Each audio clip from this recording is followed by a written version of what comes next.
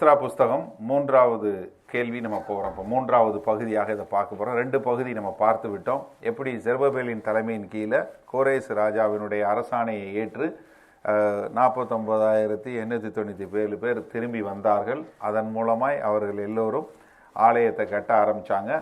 ஆலயத்தை கட்டும்போது வந்த தடைகளும் அந்த தடைகளை மீறி அவர்கள் கட்டும்போது அரசன் மறுபடியும் ஒரு ஆணையை கொடுத்து அதன் மூலமாக அவர்கள் கட்டி முடித்து அங்கு பலி செலுத்தி பஸ்கா பண்டிகையும் புளிப்பில்லாத அப்ப பண்டிகையும் ஏறக்குறைய 100 வருடங்களுக்கு அப்புறம் அதை கொண்டாடின காரியத்தை நம்ம பார்த்தோம். இப்போது தான் முதலாக இந்த எஸ்ரா புஸ்தகத்தில் எஸ்ரா வரப்போகிறார்.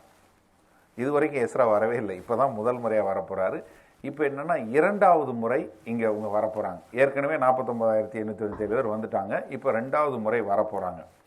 இப்போ முதல் முறைக்கும் 2வது திரும்பி வந்த பயணத்துக்கும் இடைப்பட்ட வருடங்கள் 58 வருடங்கள். நீங்கள் இந்த முன்னாடி உள்ள அந்த நம்ம டேபிளில் பார்த்தீங்க, 3வது பக்கத்தில் உள்ள மேப்பில் பார்த்தீங்கன்னா தெளிவாக இருக்குது 58 வருடங்கள். ஏன்னா இந்த இடைப்பட்ட காலங்களில் 58 வருஷமாக எந்த ஒரு காரியமும் நடக்கலை. ஆலயத்தை கட்டினாங்க, அவங்க பாட்டுக்க எல்லாம் செஞ்சுக்கிட்டு ஏதோ ஆண்டவர் இருக்கிறாரு அப்படிங்கிறதாக அவங்க வாழ்ந்துட்டாங்க. இப்போ எஸ்ரா மறுபடியும் நிறைய பேரை கூப்பிட்டுக்கிட்டு திரும்ப வர்றார். ஒரு காரியம் நீங்கள் நல்லா புரிஞ்சு கொள்ளணும். எஸ்ரா பாபிலோனில் பிறந்தவர், எருசலேமில் பிறக்கலை. எஸ்ரா பாபிலோனில் பிறந்தவர், அங்கேருந்து வரணும். இப்போ இதுக்கு உதாரணம் சொல்லணும்னா, நீங்கள் இலங்கையில் பிறந்து அடி வாங்கி யுத்தத்துக்கு பயந்து இங்கே இங்கே இருக்கிற காலத்தில் உங்கள் பிள்ளைங்க இங்கேயே பிறந்து வளர்ந்ததுக்கப்புறம் உங்களுக்கு இலங்கை மேலே கரிசனம் போகிறது ஒன்று. உங்கள் பிள்ளை என் தாய் தகப்பன் வாழ்ந்த காலம் அந்த நாட்டுக்கு நான் போகணும்னு சொல்லி அதற்காக போகிறது இன்னொரு காரியம். அந்த மாதிரி தான் இங்கே எஸ்ரா. ஏன்னா இதை படிக்கும்போது இதை புரிந்து கொள்ளணும், எப்படி ஒரு தாக்கம் இருந்திருக்க வேண்டும்.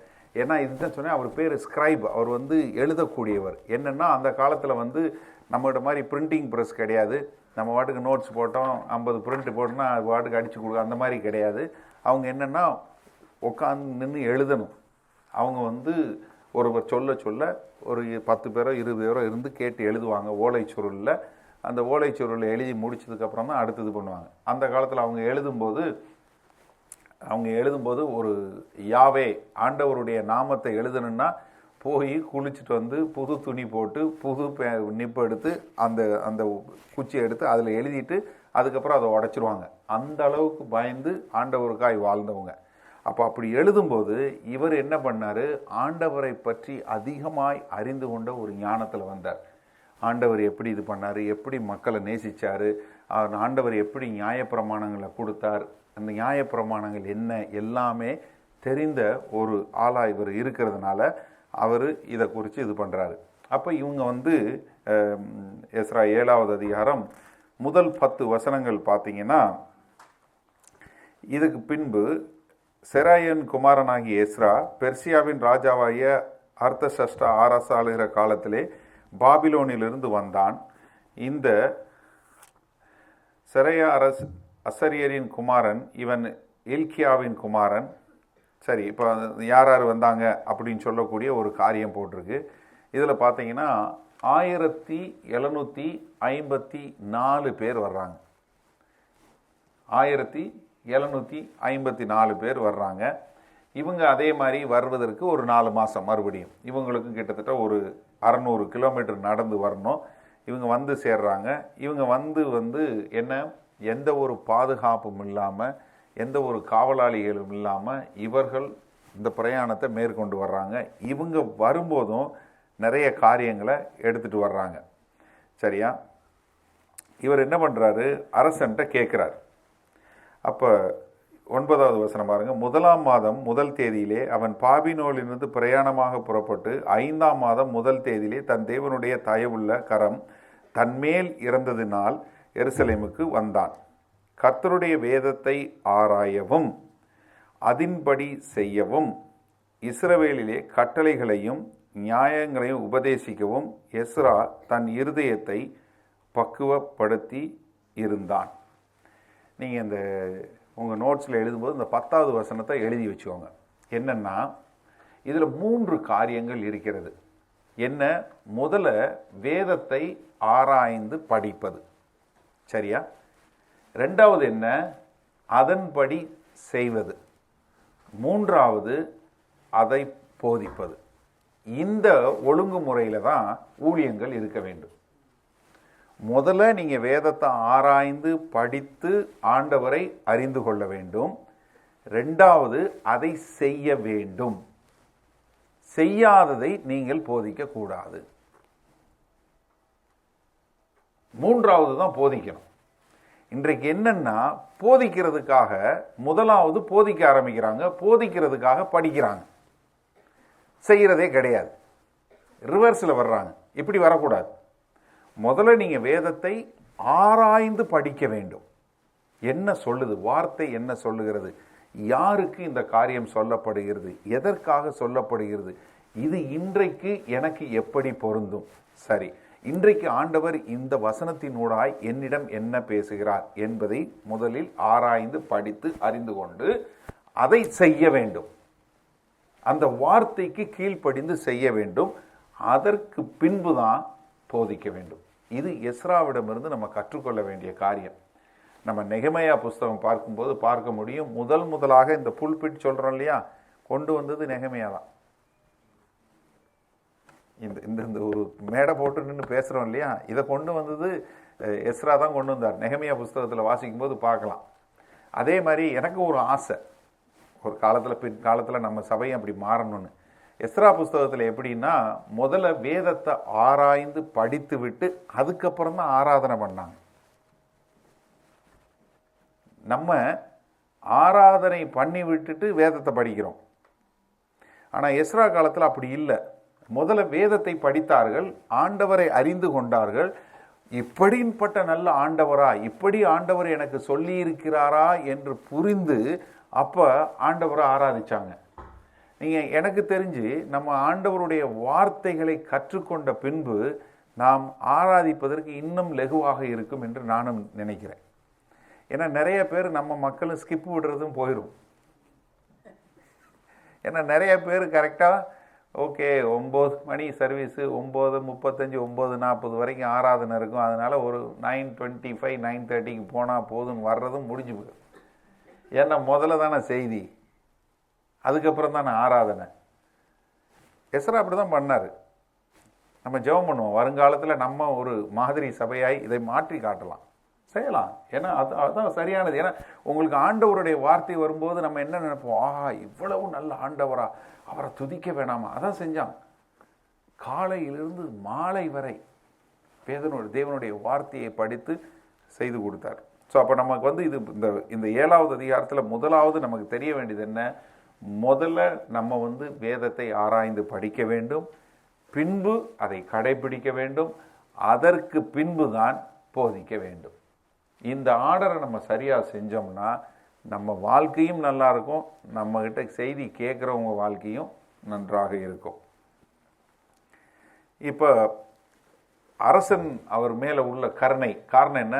கர்த்தருடைய கண்களில் தயவு இருந்ததுனால, அரசன் கண்களில் தயவு, அதனால் அவர் என்னென்ன கேட்டுக்கொண்டாரோ அதை எல்லாவற்றையும் அவன் உதவி செஞ்சான். அதனால் அந்த காரியங்கள் எல்லாம் செய்யக்கூடியதாக இருந்தது. அடுத்து 12லிருந்து 20 வரை உள்ள வசனங்களில் பார்த்தீங்கன்னா, இந்த தேவர்கள் எல்லாம் இவங்களை வந்து போய் பாபிலோனில் இருக்கிற மக்களை, நீங்கள் எல்லாம் கிளம்பி போய் எருசலேமுக்கு போங்க, எருசலேமில் போய் நீங்கள் ஆலயத்தை கட்டி நீங்கள் ஆண்டவரை ஆராதித்து பலி செலுத்துங்க, அதுக்கு காசு கொடுக்குறோம், வரி பணம் போட்டு இது பண்ணிக்கிறோம் அப்படின்னு சொன்னதுக்கு காரணம் தேவன் பாரில் உள்ள பற்றுதலோ இதோ கிடையாது. என்ன? அப்படியாவது தேவனுடைய கண்களில் நமக்கும் கடாட்சம் கிடைத்து விடாதா? அப்படியாவது நமக்கும் ஒரு கருணை கிடைத்திராதா? நமக்கும் ஆண்டவர் ஒரு ப்ரௌனி பாயிண்ட் கொடுத்துட மாட்டாரா? சரி பரவாயில்ல, இவன் நமக்கு கொஞ்சம் செஞ்சான், பரவாயில்ல இவன் சைடு வழியாக வந்துடட்டும் அப்படின்னு தான் அவன் செஞ்சான். ஏன்னா இன்றைக்கு நிறைய பேர் வந்து ஆண்டவருக்காய் சேவை செய்வார்கள், அவருடைய நோக்கம் தவறாக இருக்கும். இவங்களும் அதே மாதிரி தான். ஏன்னா இந்த அரசர்கள் வாழ்க்கையிலிருந்து நம்ம கற்றுக்கொள்ள வேண்டிய என்ன, அவங்களும் செஞ்சாங்க. ஆனால் அவங்க செஞ்சது வந்து ஆண்டவர் மேலே உள்ள அன்புனால் இல்லை, ஆண்டவரை அறிந்து கொண்டதுனால இல்லை. இவங்களுக்கு ஆண்டவரை தெரியவே தெரியாது, அவங்க ஆண்டவரை அறிந்து கொள்ளவே இல்லை. ஆனால் என்னென்ன உதவி வேணுமோ எல்லா உதவியும் செய்தார்கள். இந்த 7வது அதிகாரத்தில் உள்ள 23வது வசனம் பாருங்க. பரலோகத்தின் தேவனுடைய கற்பனையின்படியே எது தேவையாயிருக்குமோ அதுவெல்லாம் பரலோகத்தின் தேவனுடைய ஆலயத்திற்கு ஜாக்கிரதையாய் செலுத்தப்படவும் வேண்டும். ராஜாவும் அவர் குமாரர் ஆளும் ராஜ்யத்தின் மேல் கடுங்கோபம் வருவானேன். எதுக்காக செய்ய சொல்றான்? நீ செய்யப்பா, அப்பதான் உங்க ஆண்டவர் எங்க மேல கோபப்படப்பட்டார். கடுங்கோபம், லேசா கோபப்பட்டா பரவாயில்ல, ரொம்ப கோபப்பட்டுறக்கூடாது, உக்கிரமா கடுங்கோபம் வந்துடக்கூடாது. ஏன்னா நாங்கள் செய்கிறது அக்கிரமம்னு தெரியும். அதனால் கொஞ்சம் இதை கொஞ்சம் இது பண்ணால் என்ன கணக்கு செய்கிற மாதிரி கொஞ்சம் பேலன்ஸ் பண்ணிக்கிறோம் நம்ம புக்கை. இவ்வளோ அக்கிரமம் செய்கிறோம், ஒரு நல்லது செஞ்சால் பரவாயில்ல, ஆண்டவர் பார்த்து சரி பரவாயில்ல நல்லதும் செஞ்சான்னு விட்டுருவாங்க. கிடையாது, அதை தான் அவங்க செஞ்சாங்க. அதனால் நம்ம ஒரு காரியம் செய்ய வேணும். ஆனால் இந்த காரியத்தை செய்ய சொல்லி ஆண்டவர் இந்த அரசர்களை நிர்பந்திக்கலை. இதையும் நன்றாக புரிஞ்சு கொள்ளணும். இது என்னன்னா சுயநீதியை தேடுவது. இதுதான் சுயநீதியை தேடுவது. அவங்கள எப்படியாவது இப்படி ஏதாவது செஞ்சு காரியங்களை செஞ்சிட முடியுமா அப்படின்னு சொல்லி. இப்போ இந்த 7வது அதிகாரத்தில் நம்ம பார்க்கும்போது நீங்கள் 11வது வசனம் பாருங்க. கர்த்தருடைய கற்பனைகளின் வார்த்தைகளிலும் அவர் இஸ்ரவேலுக்கு கொடுத்த கட்டளையின்படியும் படித்து தேறின வேத பாரனாகிய எஸ்ரா என்னும் ஆசாரியனுக்கு ராஜாவாகிய அர்த்தசேஷ கொடுத்த சன்னத்தின் நகலாவது. ராஜாதி ராஜாவாகிய அர்த்தசிஷ்டா பரலோகத்தின் தேவனுடைய நியாய பிரமாணத்தை போதிக்கிற உத்தம வேதபாரனாகிய எஸ்ரா என்னும் ஆசாரியனுக்கு பூரண சமாதானம் உண்டாவதாக வாழ்த்தி எழுதுகிறது என்னவென்றால், நம்முடைய ராஜ்யத்தில் இருக்கிற இஸ்ரவேல் ஜனத்திலும் அதன் ஆசாரியர்களும் லேவியர்களும் உன்னோடு கூட எருசலேமுக்கு போக மனப்பூர்வமாக இருக்க யாவரும் போகலாம் என்று நம்மாலே உத்தரவாகிறது. இந்த வசனத்தில் 13வது வசனத்தில் பாருங்க. ராஜ்யத்தில் இருக்கிற இஸ்ரவேல் ஜனம், அதில் ஆசாரியர், இன்னொரு குரூப் யாரு? லேவியர். இது ஞாபகம் வச்சுக்கோங்க, சரியா? லேவியர்களும் போகணும்னு சொல்லி சொல்கிறாங்க. ஏன்னா நம்ம 8வது அதிகாரம் பார்க்கும்போது இதில் ஒரு விஷயத்தை பார்ப்போம். என்னது ஞாபகம் வச்சுக்கோங்க, சரியா? அவங்க என்னென்னலாம் கொடுக்குறாங்க? 16வது வசனம். பாபிலோன் சீமையெங்கும் உனக்கு கிடைக்கும் எல்லா வெள்ளியையும் பொன்னையும் உன்னுடைய ஜனமும் ஆசாரியரும் எருசலேமில் உள்ள தங்கள் தேவனுடைய ஆலயத்துக்கென்று மனம் உற்சாகமாய் கொடுக்கும் காணிக்கைகளையும் நீ கொண்டு போகவும் நீ ராஜாவினாலும் அவருடைய 7 மந்திரிமாரிலும் அனுப்பப்படுகிறாய்.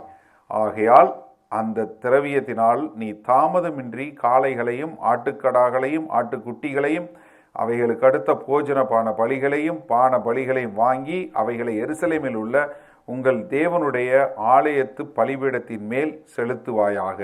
மீதியான வெள்ளையும் பொன்னையும் கொண்டு செய்ய வேண்டியது என்னதென்று உனக்கும் உன் சகோதரருக்கும் நலமாய் தோன்றுகிறபடி அதை உங்கள் தேவனுடைய சித்தத்தின்படி செய்யுங்கள்.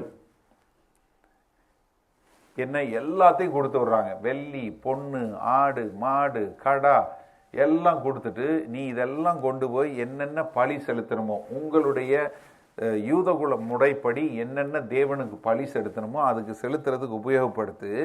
மிச்சம் வந்துட்டா என்ன செய், நீயும் உன் சகோதரர்களும் சேர்ந்து இதை எப்படி ஆண்டவருடைய சித்தத்திற்கு ஏற்ற மாதிரி செய்ய முடியும் தோணுதோ அதன் பிரகாரம் செய்யுங்கன்னு சொல்லி அதையும் சொல்லி ஆசீர்வதித்து கொடுத்து விடுறார். எல்லாத்தையும் கொடுத்து அனுப்பிச்சி விடுகிறார். இப்போ 22வது வசனம். வேண்டிய உப்பையும் தாமதமில்ல. 21வது வசனம் 22வது வசனம். நதிக்கு அப்புறத்தில் இருக்கிற எல்லா ஜகனவாசிகளுக்கும் அர்த்தசாஸ்திர என்னும் ராஜாவாகிய நான் இடுகிற கட்டளை என்னவென்றால், பரலோகத்தின் தேவனுடைய நியாயப்பிரமாணத்தை போதிக்கும் வேதபாரனாகிய என்னும் எஸ்ரா என்னும் ஆசாரியன் 100 தாலந்து வெள்ளி, 100 கோதுமை, 100 கல திராட்சரசம், 100 எண்ணெய் மட்டும் உங்களை கேட்ப எல்லாவற்றையும் வேண்டிய உப்பதையும் தாமதம் இல்லாமல் கொடுக்கப்படும். பரலோகத்தின் தேவனுடைய கற்பையின்படியே எது தேவையாக இருக்குமோ அது வெல்லாம், என்னென்ன தேவை இருக்கோ அது எல்லாவற்றையும் நீங்கள் கொடுங்கள் என்று கட்டளை கொடுக்கப்பட்டு அதுக்கு ஒரு அரசாணையும் கொடுத்து அனுப்பி வைக்கிறான். இப்போ என்னன்னா,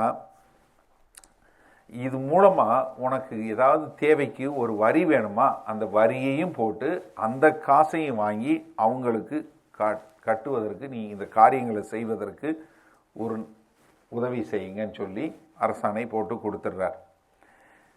25, 26வது வசனத்தில் இன்னொரு காரியமும் கொடுக்குறார். அதாவது எஸ்ரா போகும்போது முதல்ல பொருள் கொடுக்குறாரு, ரெண்டாவது அவருக்கு நடைமுறைக்கு என்னென்ன தேவையோ அதையெல்லாம் கொடுக்கணும்னு சொல்லி கொடுக்குறாரு, அதுக்கு தேவைன்னா வரி போட்டுக்கணும்னு சொல்கிறாரு. மூன்றாவது இன்னொரு காரியத்தை கொடுக்குறாரு பாருங்க. பின்னும் நதிக்கு அப்புறத்தில் இருக்க உன் தேவனுடைய நியாயப்பிரமாணங்களை அறிந்த சகல ஜனங்களையும் நியாயம் விசாரிக்கத்தக்க துறைகளையும் நியாயாதிபதிகளையும் எஸ்ராவாகிய நீ உன்னில் உள்ள உன் தேவனுடைய ஞானத்தின்படியே ஏற்படுத்துவாயாக. அந்த பிரமாணங்களை அறியாதவர்களுக்கும் அவைகளை உபதேசிக்க கடவாய். உன் தேவனுடைய நியாயப்பிரமாணத்தின்படியும் ராஜாவினுடைய நியாயப்பிரமாணத்தின்படியேயும் செய்வதென்னவெனும் உடனே மரணத்துக்காயிலும் தேசத்துக்கு புறம்பத்துக்காயிலும் அபாரத்துக்காயிலும் காவலுக்காயிலும் தீர்க்கப்படத்தக்க தண்டிக்கப்படத்தக்கவன் என்று எழுதியது. இப்போ என்ன சொல்கிறாரு, நீ போய் இந்த மக்கள் எல்லாம் எப்படி இந்த நியாய பிரமாணங்களுக்கு கீழ்ப்படிய வேண்டும் என்று நீ அவர்களுக்கு போதி, அது மாத்திரமல்ல அவங்களை நியாயம் விசாரிக்கிறதற்கு உனக்கு தேவன் கொடுத்த ஞானத்தின்படி நீ நியாயாதிபதிகளை ஏற்படுத்தி அவங்க மூலமாக நீ நியாயம் தீரு. இப்படி யாராவது தேவனுடைய வார்த்தைக்கு கீழ்ப்படியலைன்னா நீ அவங்கள கொலை செய்வதற்கும் மரண தண்டனை கொடுப்பதற்கும் நீ பயப்படாத. அப்போ எந்த அளவுக்கு யூத குல மக்களுக்கு நீ தேவனை பின்பற்றுவதற்கு யூதன் குல ஜீவனுள்ள தேவனை அறியாத ஒரு பாபிலோனில் இருக்கிற அரசன் கொடுக்கக்கூடிய ஆணையை பாருங்க. அப்போ எஸ்ரா வரும்போது வெள்ளி பொண்ணு கொண்டு வர்றாரு, தேவையான ஆடு மாடுகளை கொண்டு வருகிறாரு, நதிக்கு அப்புறத்தில் பழிக்கு தேவையான எல்லா பொருள்களும் கொடுக்கப்படுகிறது.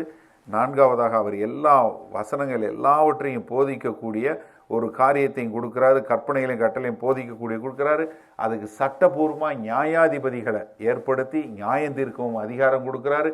கடைசியாக அவங்க கீழ்ப்படியிலன்னா அவங்கள நீ கொன்னும் போடலாம் என்று ஒரு அதிகாரத்தையும் அவர்களுக்கு கொடுக்கிறார்.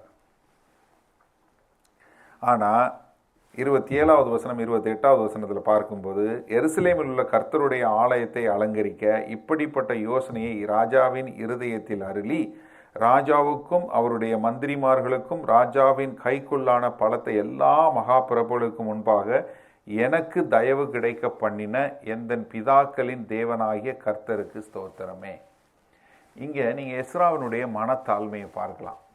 அரசன் அரசாணை கொடுத்துட்டாரு, எனக்கு எல்லாம் கிடைச்சிருச்சுன்ன உடனே பெருமையாக பேசவில்லை. என்ன அவர் கண்களில் எனக்கு தயவு கிடைக்க ஆண்டவர் கருணை பண்ணினார், அதனால நான் ஆண்டவர் ஸ்தோத்தரிக்கிறேன். பாருங்க என்ன ஒரு தாழ்மை பாருங்க. இன்றைக்கு அதிகாரம் வந்தவுடன் எவ்வளவு மோசமாக மக்கள் நடத்துகிறார்கள். ரொம்ப அதாவது ஒரு அரசியலாக இருக்கட்டும், இல்லை ஒரு சபையாக இருக்கட்டும், இல்லை ஒரு குடும்பமாக இருக்கட்டும், இல்லை ஒரு சமுதாயமாக இருக்கட்டும், அதிகாரம் வந்தவுடன் அவர்கள் செய்யக்கூடிய காரியங்கள், அவர்கள் மற்றவர்களை அதிகாரம் செலுத்தக்கூடிய காரியம் எந்த அளவுக்குன்னா அவர்களை ஒன்றுமில்லாமல் பண்ணும் அளவிற்கு அவர்களை அதிகாரம் செலுத்தி அழித்து போடுகிறார்கள். நம்ம அப்படிப்பட்ட மக்களாக இருக்கவே கூடாது.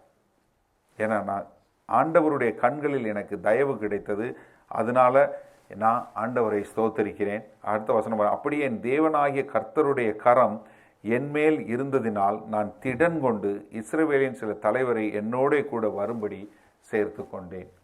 எப்போவுமே இப்போ எஸ்ராவுக்கு அரசாணை கொடுக்கப்பட்டது, முழு அதிகாரம் கொடுக்கப்பட்டது.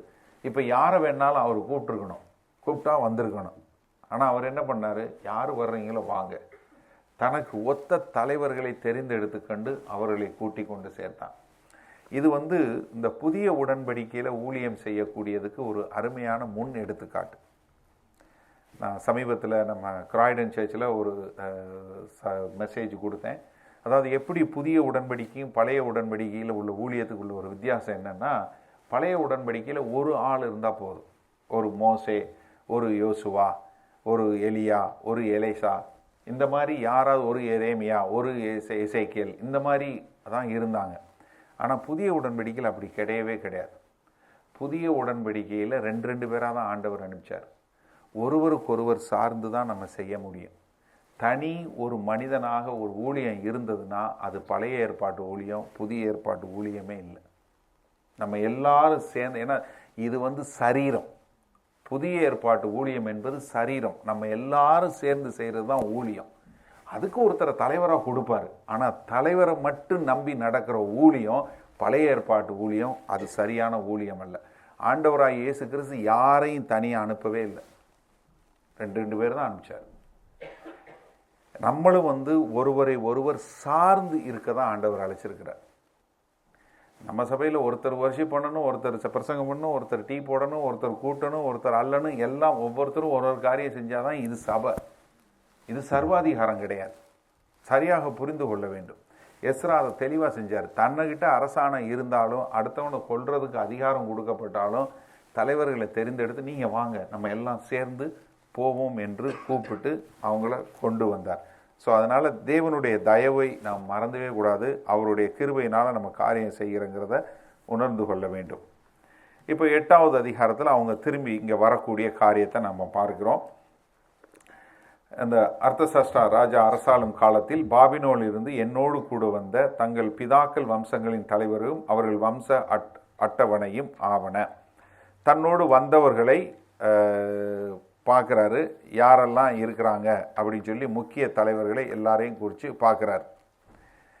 இதில் வந்த லிஸ்ட்டில் பார்த்தீங்கன்னா இந்த 1754 பேரோட லிஸ்ட்டு இந்த 8வது அதிகாரத்தில் இருக்குது. இதில் பார்த்தீங்கன்னா ஒரு சிலர் பார்த்தீங்கன்னா முதல் முறை வந்தாங்க பாருங்க, அவங்களுடைய உறவினர்கள். எப்படி முதல் முறை திரும்ப வந்தாங்க இல்லையா, பாபிலோன்ல இருந்து திரும்பி வந்தவர்களுடைய உறவினர்கள். இது ஒரு பெரிய ஒரு ஆச்சரியம் பாருங்க. புதுசாக ஏற்கனவே இருக்கிறவங்க யாருமே வரல, கொஞ்சம் பேர் வந்தாங்க. ஆனால் நிறைய பேர் என்ன வந்தாங்க, இவங்க என்ன அவங்களுக்கு எப்படியோ தகவலை சொல்லி இருக்கிறார்கள்.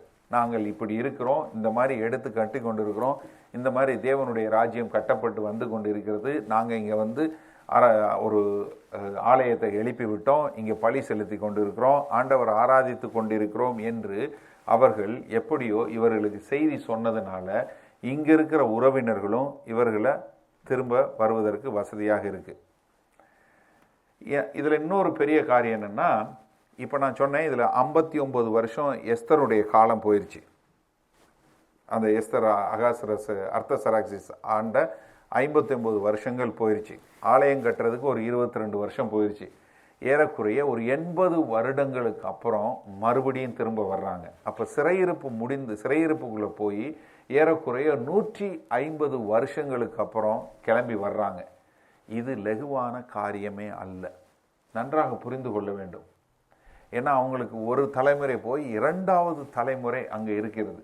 இன்றைக்கு நம்ம இங்கே நம்ம இங்கே லண்டனில் வாழ்கிறோம். அடுத்த தலைமுறை எவ்வளோ தூரம் தமிழ் பேசுன்னு எனக்கே தெரியல. அதற்கு அடுத்த தலைமுறைக்கு தமிழ் தெரியுமானே தெரியல. என்னென்னா நம்மளும் சரியான முறையில் போதிக்கிறது இல்லை. என்ன தமிழில் பேசுனா அது என்னமோ வீக்குன்னு மாதிரி நினச்சிக்கிறாங்க. அப்படி பார்த்தா ஜப்பான்காரன் பூரா வீக்குன்னு தான் சொல்லணும். அவங்க எல்லாம் ஜப்பானில் தான் பேசுகிறாங்க. நான் ஜெர்மன் தேசத்துக்கு போனேன், எல்லாரும் அவ்வளோ அருமையாக ஜெர்மனில் கதைக்கிறாங்க. ஃப்ரெஞ்சில் போனால் எல்லாரும் ஃப்ரான்ஸில் பேசுகிறாங்க. ஆனால் நம்ம ஊரில் மட்டும்தான் எல்லாம் இங்கிலீஷில் தான் பேசுகிறாங்க. நீங்கள் தமிழில் பேசினாலும் இங்கிலீஷில் தான் பதில் சொல்கிறாங்க. கஷ்டமான காலம்தான்.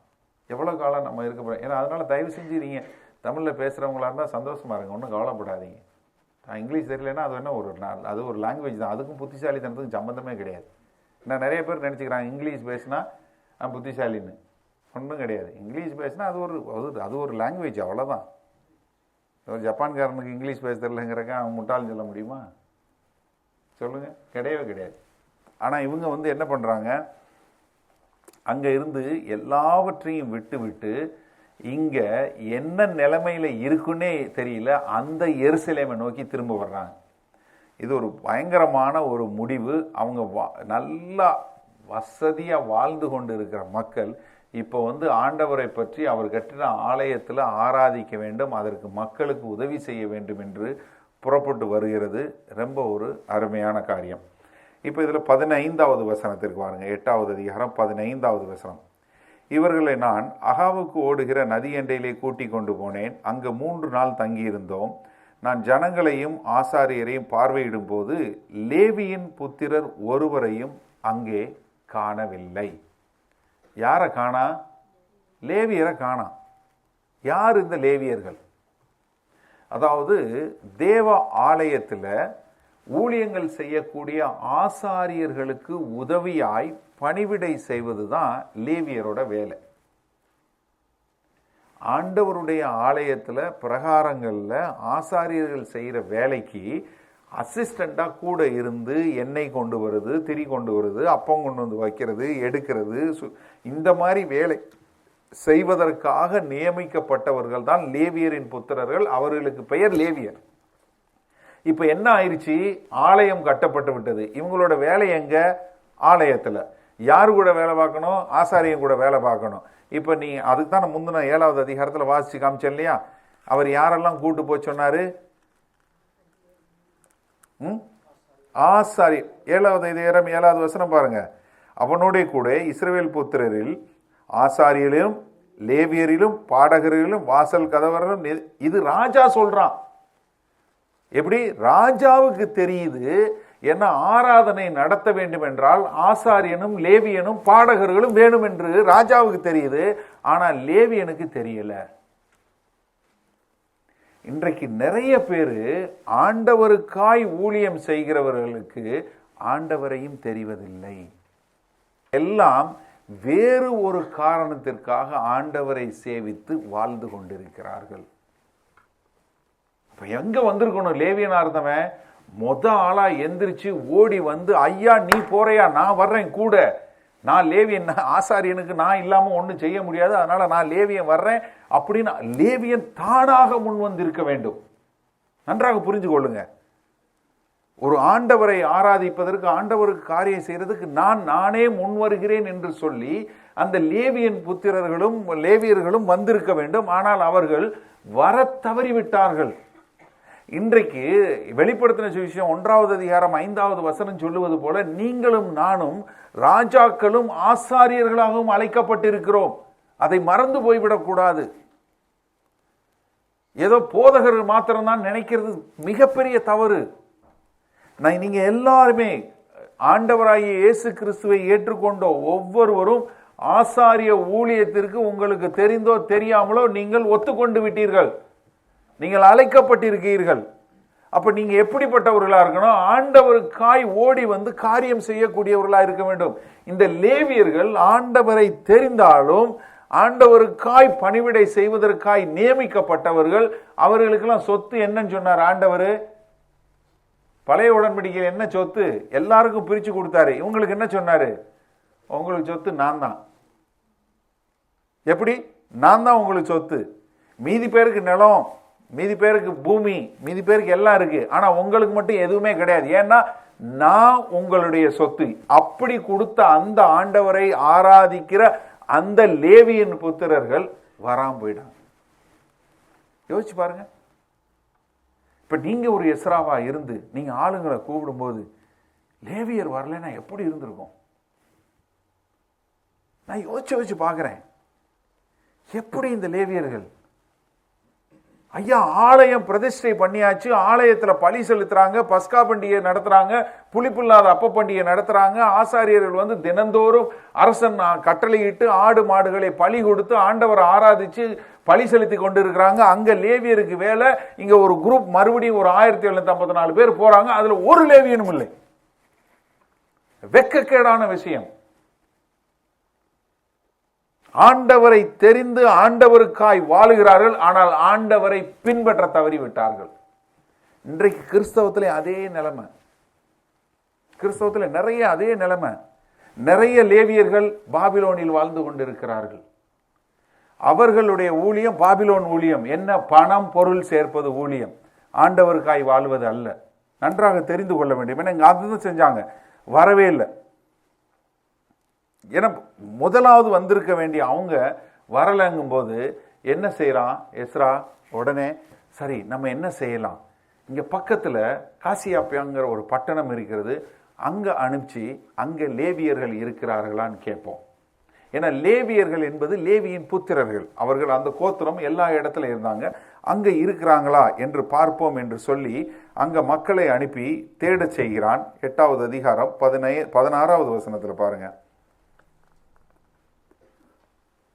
ஆகையால் நான் Eliezer, Ariel, செபாயா, Elnathan, யாரிபோல் Nathan, Nathan, சகாரியா, மிகாவேல் என்னும் தலைவரையும் யோரிப், எல்நாத்தான் என்ற புத்திமான்களையும் அழைப்பித்து கசிப்பியா என்னும் ஸ்தலத்தில் இருக்கிற தலைவனாகிய இத்தாவிடத்திற்கு செய்தி கொண்டு போக அவர்களுக்கு கற்பித்து, நமது தேவனுடைய ஆலயத்து பணிவிடைக்காரரை எங்களிடத்திற்கு அழைத்து வரும்படி அவர்கள் காசியாப்பியா என்னும் ஸ்தலத்தில் இருக்க தங்கள் சகோதரனாகிய இத்தாவுக்கு நித்தியனிற்கும் சொல்ல வேண்டிய வார்த்தைகளை சொல்லிக் கொடுத்தான். அவர்கள் எங்கள் மேல் இருந்த எங்கள் தேவனுடைய தயவுள்ள கரத்தின்படியே இஸ்ரவேலுக்கு பிறந்த லேவியின் குமாரனாகிய மகேலியின் புத்திரரில் புத்தியுள்ள மனுஷனாகிய செரேபியாவும் அவன் குமாரரும் சகோதரனுடைய 18 பேரையும், மோரியாவின் புத்திரரில் அபிஷேகாவும் அவனுடைய எஷாயாவும் அவன் சகோதரரும் அவர் குமாரமான 20 பேரையும், தாவீதும் பிரபுக்களும் லேவியருக்கு பணிவிடைக்காரருமாய் இருந்தவன் 220 பேரை, அதாவது ஒரு பெரிய பட்டாளத்தை அனுப்பி வைக்கிறான்.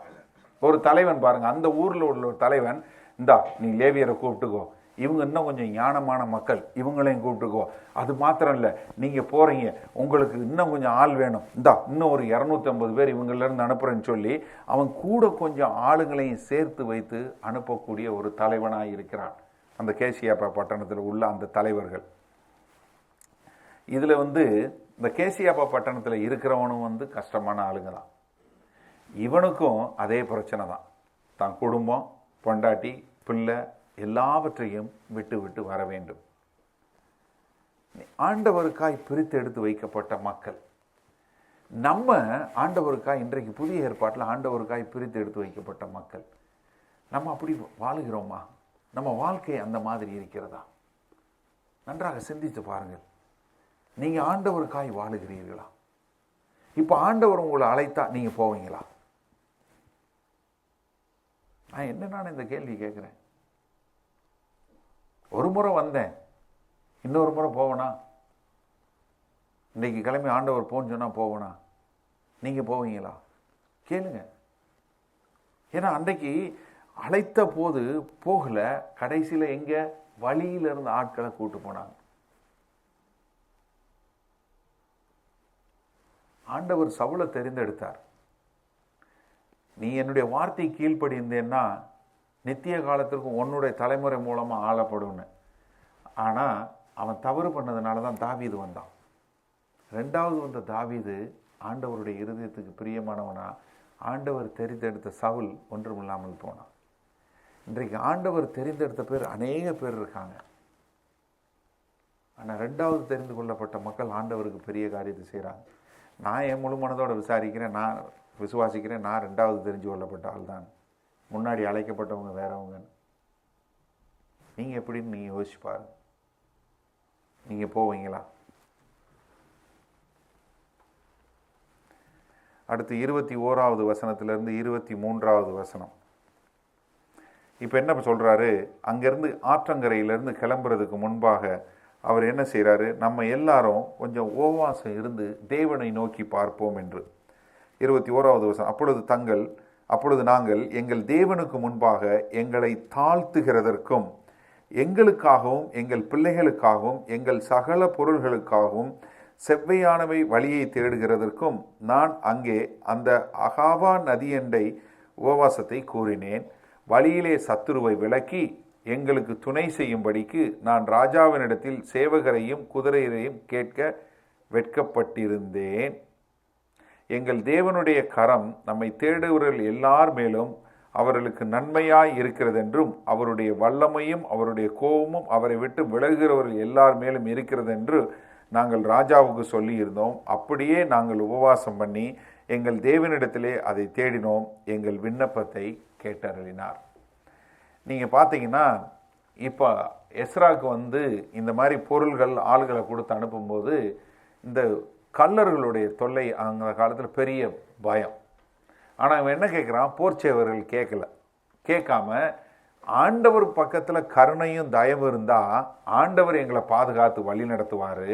அவருடைய கோபம் யார் மேலே இருக்கும்? ஆண்டவருக்கு எதிராக செயல்படுறவங்க மேலே தான் இருக்கும்.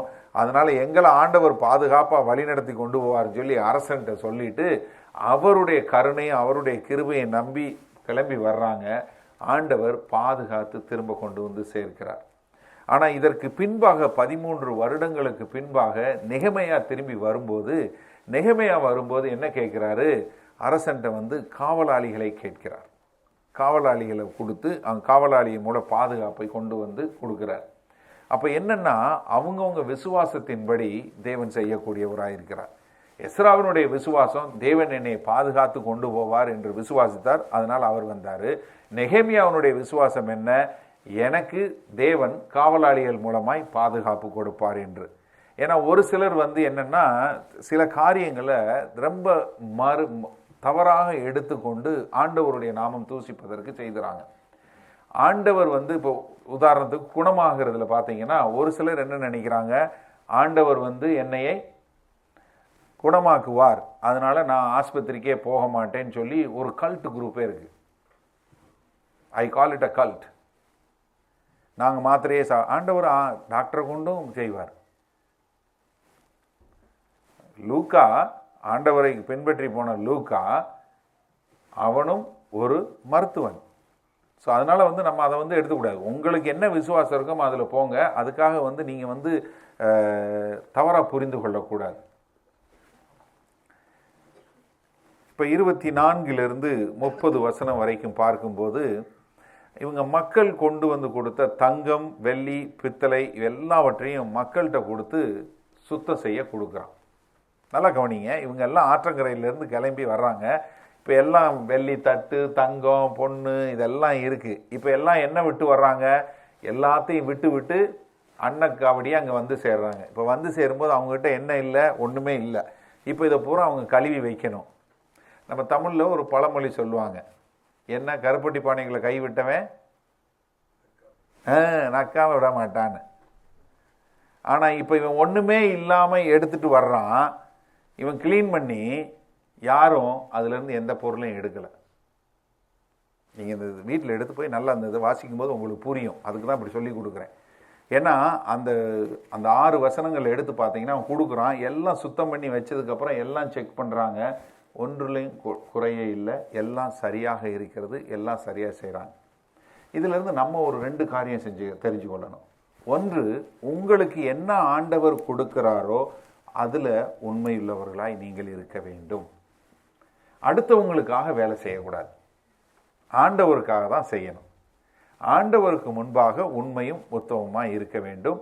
நீங்கள் ஆண்டவருக்காக கொடுக்கப்பட்ட காரியங்களை களவா செய்யக்கூடாது. 2வது, அப்படி உத்தமமாக வாழுகிற மக்களை அடையாளம் கண்டு கொண்டு அவர்களோடு சேர்ந்து வாழ வேண்டும். ஏன்னா இது 2 முக்கியம். ஒன்று வந்து நீங்கள் சுத்தமாக இருக்கணும். அப்படி சுத்தமாக இருக்கவங்க கூட தான் சேர்ந்து காரியம் செய்யணும். ஏன்னா நீங்கள் அப்படி இல்லாத ஆள் கூட சேர்ந்தீங்கன்னா என்ன ஆகும்? பிரச்சனை தான் வரும். ஸோ அதனால் நீங்கள் எப்பவும் வந்து இது நல்லா தெரிஞ்சு கொள்ளணும். நம்ம வந்து காரியங்களை நல்லபடியாக உண்மையும் உத்தமமாக செய்வது மாத்திரமல்ல, மற்றவர்களும் அப்படி செய்யக்கூடிய ஒரு மக்களாக மாறணும். ஒரு தலைவன், அப்படிப்பட்ட ஒரு நல்ல தலைவன் இருந்தால் தான் அப்போ நம்ம வாழ முடியும், இந்த மாதிரி இருக்க முடியும். இன்றைக்கு வந்து பிரச்சனை என்ன? தலைமைத்துவம் இல்லாது தான். ஒரு நல்ல தலைமைத்துவம் இல்லாததுனால தான் இந்த கொடிய சூழ்நிலை. நீங்கள் பார்த்துருப்பீங்க, தமிழ்நாட்டில் இன்றைக்கி இவ்வளோ பெரிய பிரச்சனை. ஜெயலலிதா, ஒரே ₹1 சம்பளம் வாங்கும் ஜெயலலிதா ஆயிரக்கணக்கான கோடிகளை வைத்திருக்கிறார் என்று. இது அங்கே மாத்திரம் இல்லை, அரசியலில் மாத்திரம் இல்லை, சபைகள்லேயும் இன்றைக்கு எந்த ஒரு சபையில் எந்த ஒரு இதை எடுத்து பார்த்தீங்கன்னாலும் என்ன இந்த இதுதான் பிரச்சனை. அவர் ஒன்றும் இல்லாமல் வந்தார், ஆண்டவர் அழைக்கும் போது ஒன்றும் இல்லாமல் வந்தேன். இன்றைக்கி கோடிக்கணக்கில் சொத்து இருக்குது, ஆயிரக்கணக்கில் கோடியில். அங்கேயும் அவன் ₹1 சம்பளம் வாங்கினேன், ஆயிரக்கணக்கில் கோடி வச்சுருக்கேன். ஆண்டவருக்காக வந்தேன், அன்னக்காவடியாக வந்தேங்கிற இவனும் ஆயிரக்கணக்கில் கோடிக்கணக்கில் சொத்து வச்சுருக்கேன். இதுதான் பிரச்சனை. ஏன்னா நம்ம வந்து இது நன்றாக தெரிந்து கொள்ள வேண்டும். ஏன்னா ஒரு தலைவன், சரியான தலைவன் இல்லைன்னா இந்த பிரச்சனை தான் வரும். நம்ம அப்படிப்பட்ட தலைவர்களை தெரிந்து கொண்டு அது வாழ வேண்டும். இதில் இன்னொரு முக்கியமான காரியம்னா எஸ்ரா வந்து இதில் கூப்பிடும்போது இஸ்ரவேலின் தேவனேன்னு கூப்பிடுறார். இஸ்ரவேல் என்கிற நாடு வரவே இல்லை. ஏன்னா இன்னும் அடிமைத்தனத்திலிருந்து இப்போ தான் இருக்குது. ஆனால் என்ன பார்க்குறாரு, அது ஒரு தேசமாக வரப்போவதை பார்த்து அதை இஸ்ரவேல் என்று அழைக்கக்கூடிய ஒரு காரியம். அதுதான் ரொம்ப ஒரு அருமையான காரியம். அடுத்து 31 36 வசனங்கள் பார்க்குறோம். இந்த 8வது அதிகாரத்தில் இந்த காரியங்கள் வந்து 4 மாத பிரயாணத்துக்கு பின்பு அவர்கள் கர்த்தருடைய பாதுகாப்பின்படி எல்லாம் சுகமாக எல்லா பொருட்களையும் பத்திரமாக எடுத்துக்கொண்டு எருசலேமுக்கு வந்து, எருசலேமில் வந்ததும் ஒரு 3 நாள் ஓய்வு எடுக்கிறாங்க, ரெஸ்ட் எடுக்கிறாங்க. ஏன்னா 4 மாதம் நடந்து எல்லா இதுலேயும் பயந்து ஏந்து வந்து ஜெபம் பண்ணி பாரத்தோடு உபவாசம் இருந்து, ஆண்டவரே எந்த ஒரு பொருளும் மோசம் போயிடக்கூடாது, எதுவும் ஆயிடக்கூடாதுன்னு சொல்லி இருந்து ஜெபம் பண்ணி வரக்கூடியதான். இன்றைக்கு நம்மளும் பார்த்தீங்கன்னா ஏதோ தூர தேசத்துக்கு பிரயாணம் போனால் நிறைய ஜெபம் பண்ணுவோம். ஆனால் இங்கேருந்து வீட்டுக்கு போகிறதுக்கு ஜெபமே பண்ண மாட்டோம். ஏன்னா நம்மளை தான் போக முடியுமே. கார் பஞ்சர் ஆயிடுச்சுன்னா இன்னொரு ஆளை கூப்பிடுவோமே, இல்லை ட்ரெயின் இல்லைன்னா பஸ்ஸில் போவோமே, இல்லைன்னா நடந்து போயிடும் அந்த மாதிரி. ஏன்னா ஆனால் இங்கே ரொம்ப தூரம் வர்றதுனால அவங்க வந்து என்ன, ஆண்டவரை நோக்கி விண்ணப்பம் பண்ணி அவங்க வந்து பத்திரமா வந்து சேர்றாங்க. வந்து சேர்ந்ததுக்கு அப்புறம் முதல் வேலையை என்ன செய்கிறாங்க, நன்றி பலியாக தேவனுக்கு ஆராதனை செலுத்துகிறார்கள். பார்த்தீங்களா, செருபபேல் வந்த உடனே என்ன செஞ்சார், 2வது அதிகாரத்தில் வந்து சேர்ந்த உடனே பலி செலுத்தி ஆண்டவருக்கு நன்றி செலுத்தினார். அதே போல் எஸ்ராவும் வந்து சேர்ந்த உடனே முதல்ல தேவனுக்கு பலி செலுத்தி அவருக்கு நன்றி செலுத்தக்கூடிய இது பண்ண மாத்திரம் இல்லை, அதோடு தேவனிடத்தில் பாவ அறிக்கையும் செய்து அவர்கள் ஆண்டவர்கிட்ட அது அரசன்கிட்ட கொண்டு வந்த ஆணையை கொடுத்து மற்ற அந்த மாவட்டத்தில் இருக்கிற எல்லா அதிகாரிகிட்டையும் கொடுத்து எல்லார்ட்டையும் கொடுத்து இதுதான் அரசன் சொல்லியிருக்கிறார், இந்த அரசாணை பிரகாரம் நீங்கள் எல்லாம் செய்து கொடுங்க அப்படின்னு சொல்லக்கூடியதாக அவர் செய்து எல்லாம் ஆலய கட்டுமான பணிக்கு அவங்க எல்லாரும் செய்யக்கூடிய ஆராதனை நடத்துவதற்கு என்னென்ன ஒழுங்குமுறைகள் செய்ய வேண்டுமோ அதை பூரா செய்து கொடுக்கக்கூடியதாக இருந்தது. அதாவது 1வது பகுதியில் அவங்க வந்து என்ன, தேவன் அவர்களை பாதுகாப்பாய் கொண்டு வந்து சேர்த்ததுக்காக மகிழ்ச்சி கொண்டாங்க. 2வது இஸ்ரவேல் தேச மக்கள் தேவனுடைய கற்பனைகளை போதித்து அவர்களை அதை கடைப்பிடித்து வழி நடத்தக்கூடிய காரியங்களை செய்வதற்காக இங்கே வந்து சேர்ந்திருக்காங்க. இப்போ இந்த எஸ்ராவினுடைய பயணம் இந்த 7வது 8வது அதிகாரத்தில் என்ன, வந்து சேர்ந்து லேவியர்களை எடுத்து மக்களை வைத்து அவர்களுக்கு எப்படி ஆண்டவரை ஆராதித்து அவர்களை வழிநடத்த வேண்டும் என்பது தான். இதைத்தான் இங்கே செய்தாங்க.